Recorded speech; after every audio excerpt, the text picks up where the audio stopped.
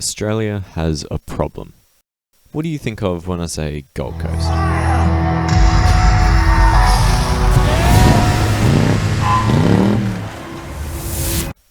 But how do you get there?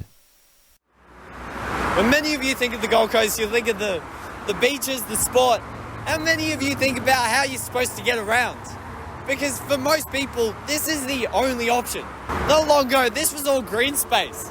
There's just nothing but trees here. Maybe a few 1 or 2 lane roads curving your way up to Brisbane, same as the train line. But at a certain point, we decided that wasn't enough. It wasn't lazy enough. So we built this, the M1, and so many other highways. And even now, we haven't given up. 2Ks that way is the build site for the brand new Coomera Connect, which is copying and pasting everything wrong with the designs of roads like this and running parallel to this one. The Coomera Connector, with its 6 lanes, is cutting right through recognised koala populations. And for $3 billion. Why? Main Road's own website claims, among other things, that this project is supposed to reduce congestion, improve safety, and contribute to the economy. Focusing on congestion, it seems weird to advertise a new 6-lane highway as a way to improve congestion when your own Transport Assessment and Planning organisation acknowledges induced demand as the impacts of transport improvements in terms of the resulting change in route choice. Basically, if you increase the capacity of a highway, you may improve congestion short term, but long term you'll end up with just as much, if not more, congestion than when you started. This is because people change their routes based on the available infrastructure.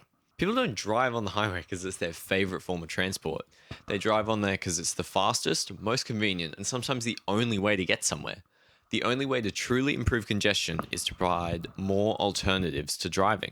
What about improving safety? Again, I'm sorry, but in what world does giving more car users reasons to drive their 2-ton mailboxes around improve safety?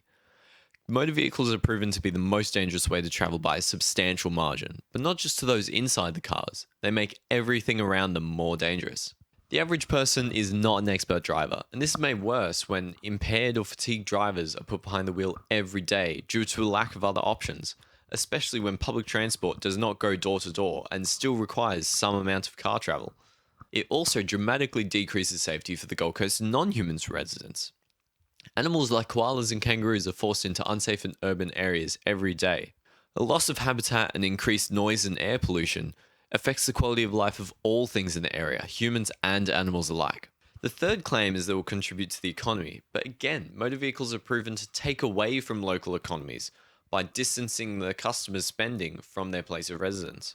People on foot and bike are substantially more likely to stop at a passing shop and spend their money in the local economy, not bypass it and spend their money in some distant shopping centre at international chains. The existence of shopping centres should be enough proof of our car dependence.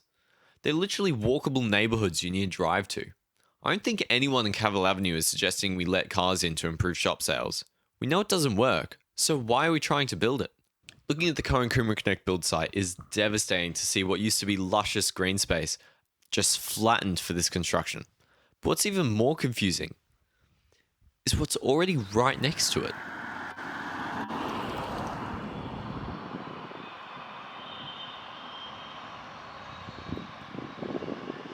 Cars are just so inefficient compared to every other form of transport. Many in my generation are wondering why we still bother with them. Especially when many in my generation are struggling to buy the cars in the first place, let alone juggle jobs through school to maintain, insure, register, and fuel these cars. The average car holds 1.2 people.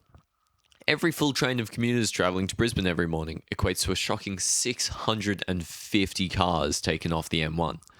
Not to mention, all people, young, old, unemployed, retired, and disabled, can all use this train to travel, not only the able-bodied and licensed. Using the same graph, and again using the most optimistic values of car travel, the new Coomera Connect and its 6 lanes will be able to carry 9,600 people per hour. A single NGR train can carry 964 people. This means to match the capacity of a 6-lane highway, you only need 5 trains per hour in each direction. And these 5 trains per hour take up significantly less room than the highway, with a rail corridor only being 10 meters wide at some portions. And all of this creates substantially less noise and air pollution. Obviously, that won't work if you still need to drive to the public transport. But that shows how incredibly inefficient car infrastructure is. Assuming you're building infrastructure to move as many people as possible. Because who would build infrastructure designed to just prioritize overseas products? Additionally, your own government statistics claim that the population of southeast Queensland is set to dramatically grow over the coming years. And yet, Queensland continues to choose the environmentally damaging choice when it comes to expand its transport. Current youth and residents of tomorrow need a sustainable way to meet this demand, and cars have very little part in that. I just want to extend the feeling a lot of my generation has about the unsustainable way we're treating both our land and our environment, which is only going to harm all of Australia. Looking at resources like the Gold Coast City Transport Strategy 2031, there is a scary amount of car infrastructure continued to being proposed and funded by all levels of government, while projects like rail extensions get almost forgotten in the background. I'm still waiting for the light rail to Bigger Waters or the heavy rail to the Coolangatta Airport. Personally, I understand why any amount of money is being spent on the least efficient, least sustainable, and most expensive per capita form of transport we've invented, let alone the sum of $3 billion that has been spent on the Coomera Connect. There are so many other options that provide long-term benefit beyond the 4-year political cycle. And why are we bragging about needing to maintain 1.5 million square meters of road on the Gold Coast? There's not a good cost you're putting on the future inhabitants of this city. Share this video with anyone who you think should hear the message. Friends, family, politicians, anyone. And share your own thoughts in the comments and in your own messages to these people. Because it may be too late to stop the construction of this highway, but we can vote to make sure infrastructure like this is never built again.